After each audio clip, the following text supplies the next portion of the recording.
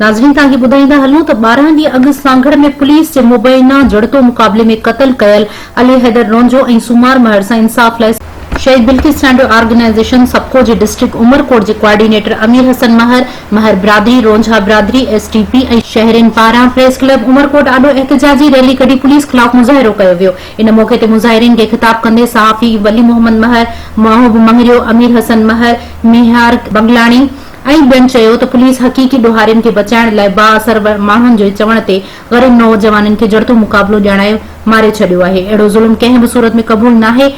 Report Syed Abdul रहमान शाह जे मुताबिक़ मुज़ाहिरीन जो चवणु आहे त पुलिस मुहाफ़िज़ जी सूरत में मासूम शहरिन जी क़ातिल बणियल आहे। मुज़ाहिरीन मुतालबो कयो त जुडिशनल इंक्वायरी करे शफ़ाफ़ जांच करे एसएसपी सांगड़ ऐं संदसि टीम ख़िलाफ़ केस दाख़िल करे वारसनि सां इंसाफ़ कयो वञे।